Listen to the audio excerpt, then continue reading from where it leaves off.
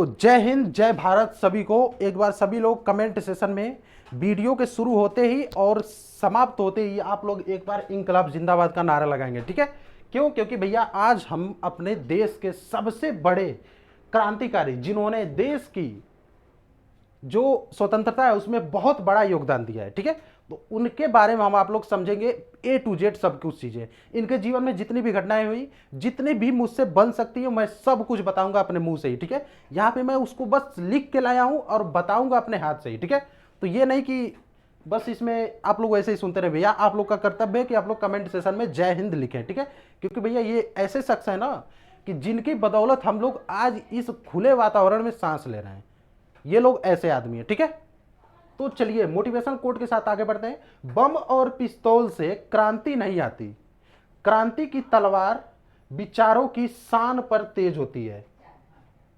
केवल विचार के भरोसे बैठे रहें, अहिंसा के भरोसे बैठे रहें तो भैया उससे कभी भी आपको स्वतंत्रता नहीं मिलेगी। उसके लिए आपको कुछ ना कुछ तो करना पड़ेगा, अपने विचारों पर शान उसको धराना पड़ेगा। कहते हैं ना कि कुछ चीज काटने के लिए उसको धार को तेज करनी पड़ती है, तो वही बात ये भगत सिंह का विचार है, ठीक है। ये विचार किनका है? शहीद श्री भगत सिंह का है, ठीक है ना। श्री नहीं लगा सकते, केवल शहीद भगत सिंह का है, ठीक है। तो सबसे पहले जानिए भगत सिंह के बारे में सब कुछ इस जो स्लाइड चल रहा है ना, इसमें सब कुछ बताने की कोशिश की जाएगी, ठीक है। तो आइए शुरू करते हैं। यहां पे उनका जन्म बताएंगे हम, ठीक है। जन्म भगत सिंह का कब हुआ था? जन्म हुआ था सन 1907 में। कब हुआ था? सन 1907 में हुआ था। अच्छा, कहां पर हुआ था? लायलपुर, एक जिला है लायलपुर, ठीक है। लायलपुर पंजाब में हुआ था इनका जन्म, ठीक है ना। लायलपुर पंजाब में हुआ था इनका जन्म। बंग बंगा नाम का एक गांव था, वहीं पर हुआ था, ठीक है। बंग बंगा नाम के गांव पर हुआ था, ठीक है ना। बंग बंगा नाम का एक गांव था, वहां पे हुआ था, लायलपुर पंजाब में। माता का नाम था इनके विद्यावती कौर था, श्रीमती विद्यावती कौर, ठीक है। कौर था, श्रीमती विद्यावती कौर। और क्या था? पिता का नाम था श्री किशन सिंह। स्वर्गीय, सब लोग अब इसमें स्वर्ग सिधार चुके हैं, लेकिन हम लोग लगाएंगे, ठीक है। किशन सिंह, इनके पिताजी का नाम क्या था? किशन सिंह, ठीक है। तो इतना चीज हो गया इनके बारे में। आगे आइए, और क्या है? ये थे इनके माता और ये थे इनके पिता। देखिए, आई थिंक ये स्लाइड पर आप लोग को सही दिखाई दे रहे होंगे, ठीक है ना। तो ये है उनकी माता श्री विद्यावती कौर और ये है उनके पिता श्री किशन सिंह। उनके चाचा का नाम अजीत सिंह था, इसका भाई ध्यान रखेंगे आप लोग, ठीक है। जिन्होंने ये चलाया था, एक उनका नाम क्या था? एक चीज चलाई थी, अभियान चलाया था जिसका नाम था पगड़ी संभाल ओ जट्टा, ठीक है। 1926 में क्या हुआ था? भगत सिंह के द्वारा 1926 में क्या हुआ था? भगत सिंह के द्वारा 1926 में भैया नौजवान सभा की गठन हुआ था, ठीक है। नौजवान सभा का गठन, ठीक है।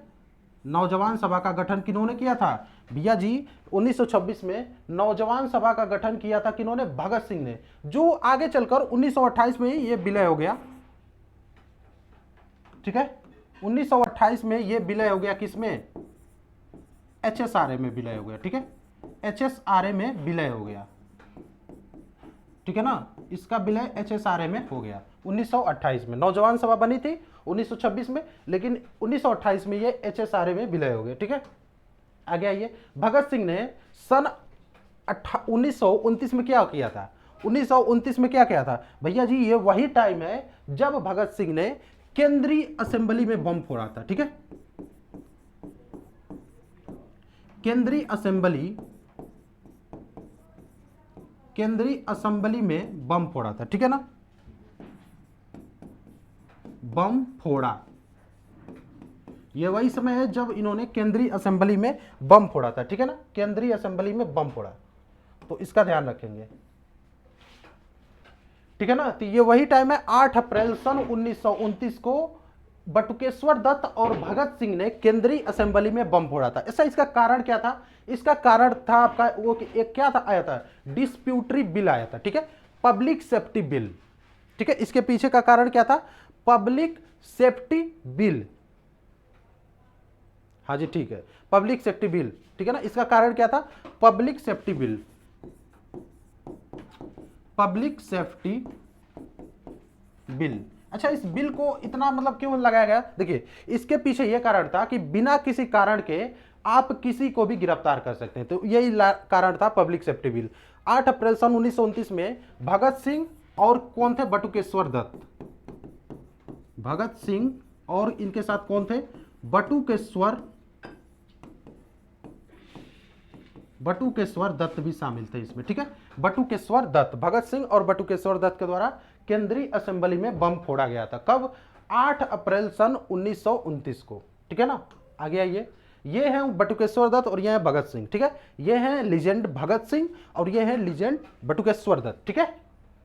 आगे बढ़े, आगे आइए। 23 मार्च 1931 को क्या हुआ था? 23 मार्च 1931 को भैया कौन किनको फांसी हुई थी? आपकी भगत सिंह, राजगुरु और कौन थे? एक सुखदेव थे, ठीक है। भगत सिंह, राजगुरु और सुखदेव। भगत सिंह, राजगुरु और सुखदेव को कहां पर हुआ था भैया? कहां पर हुआ था? स्थान था आपका लाहौर सेंट्रल जेल, ठीक है। लाहौर सेंट्रल जेल में हुआ था, लाहौर सेंट्रल जेल, ठीक है। लाहौर सेंट्रल जेल, ठीक है। अब भगत सिंह का सरकारी वकील कौन था? भगत सिंह का सरकारी वकील था आसफ अली, ठीक है, जो इनके लिए केस लड़ रहा था, ठीक है। उसका नाम था आसफ अली, ठीक है। समाधि स्थल इनका कहां पर है? समाधि स्थल वहीं पर है जहां पर इनकी फांसी हुई थी, यानी कि पंजाब में, ठीक है, इन पंजाब, ठीक है। इनकी समाधि स्थल कहां पर है? पंजाब में है, ठीक है। तो 23 मार्च सन 1931 को भगत सिंह, राजगुरु और सुखदेव को फांसी हुई थी लाहौर सेंट्रल जेल में। और उनके सरकारी वकील कौन थे भैया? आसफ अली जी थे, ठीक है। आसफ अली जी थे इनके सरकारी वकील, ठीक है। चलिए, ये है, देखिए, ये है राजगुरु, ये भगत सिंह और ये है सुखदेव जी, ठीक है। सुखदेव, राजगुरु और भगत सिंह, ठीक है। आगे आइए। अच्छा, जतिन दास कौन थे? जतिन दास भगत सिंह के एक फ्रेंड थे, ठीक है। भगत सिंह के फ्रेंड थे जतिन दास, जिनकी मृत्यु कब हुई थी? भगत सिंह, इनकी मृत्यु हुई थी भूख हड़ताल के दौरान, ठीक है। भूख हड़ताल के दौरान इनकी मृत्यु हुई थी, ठीक है। भूख हड़ताल के दौरान इनकी मृत्यु हुई थी, ठीक है। इनकी मृत्यु भूख हड़ताल के दौरान हुई थी। भगत सिंह के ये बहुत ही नियरेस्ट फ्रेंड थे, ठीक है, जतिन दास। भूख हड़ताल कब हुई थी? देखिए भैया, भूख हड़ताल हुई थी जब भगत सिंह को जेल हुआ था, तो उस जेल में खाने लायक कुछ भी दिया नहीं जाता था। खानों पर वैसे चूहे रेंगते थे, खानों दाल में जो छिपकलियां गिरी रहती थी, उसी के लिए भगत सिंह ने किया था भूख हड़ताल। जिसमें भूख हड़ताल में जब वो लोग नहीं खा रहे थे ना कुछ, तो उनके मुंह में जबरदस्ती पाइप डाला गया था, ठीक है। जबरदस्ती उनके मुंह में पाइप डालकर दूध डाला जाता था कि जल्दी से इनका भूख हड़ताल टूटे। लेकिन जतिन दास और भगत सिंह ने कभी हार नहीं मानी। जतिन दास की तो मृत्यु हो गई भूख हड़ताल के दौरान, ठीक है। लगभग 55 से 60 दिनों तक इन्होंने भूख हड़ताल किया था, कुछ भी नहीं खाया था, ठीक है ना। चलिए आगे आते हैं। 4 अक्टूबर 1930 को क्या हुआ था? देखिए, 4 अक्टूबर सन 1930 को इन्होंने एक पत्र में दिया था, उसका नाम क्या था? ट्रिब्यून पत्र। ट्रिब्यून पत्र में इन्होंने लिखा कि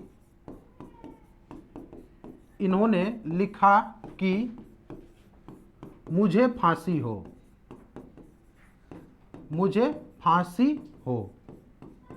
ठीक है ना।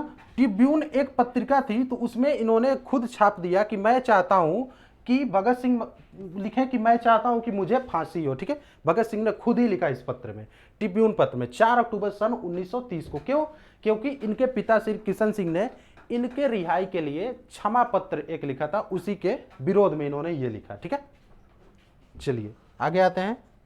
अगला क्या है? भगत सिंह की पुस्तकें और लेख कौन? देखिए, भगत सिंह की कई पुस्तकें हैं, इनमें से इंपॉर्टेंट कौन सा है? पहला लिखिए आप लोग, दो भी लिख लीजिए, दो पुस्तकें। तो पहला कौन सा है? पहला है आपका आत्मकथा, एक पुस्तक है, ठीक है, आत्मकथा। दूसरा क्या है? स्वाधीनता की लड़ाई, स्वाधीनता की लड़ाई, ठीक है। क्या है? स्वाधीनता की लड़ाई। अच्छा, इसमें एक इनका लेख भी शामिल है, एक लेख भी है, उसका नाम क्या है? मैं नास्तिक क्यों हूं, मैं नास्तिक क्यों हूं, ठीक है, मैं नास्तिक क्यों हूं, इन्होंने एक लेख लिखा था। ठीक है, एक लेख लिखा था जिसका नाम है मैं नास्तिक क्यों हूं। आगे आइए, अगला क्या है, 5 मार्च 1931 को क्या हुआ था, 5 मार्च 1931 को हुआ था भैया गांधी इरविन समझौता। गांधी इरविन समझौता, गांधी इरविन समझौता कब हुआ था, 5 मार्च 1931 को। ठीक है, गांधी इरविन समझौता, जिनमें गांधी जी ने भगत सिंह की फांसी को नहीं रोका था। ठीक है, अगर वो चाहते तो रुक भी जाता, ठीक है ना, लेकिन उन्होंने नहीं रोका था। ठीक है, चलिए आगे आते थे। चतर सिंह कौन थे, अच्छा देखिए, चतर सिंह यही वो आदमी है जिन्होंने कोठरी नंबर 14 में जाकर भगत सिंह को यह बताया कि आपकी फांसी होनी है, अब आप तैयार हो जाएं। ठीक है, तो ये कौन थे आपके चतर सिंह, इन्होंने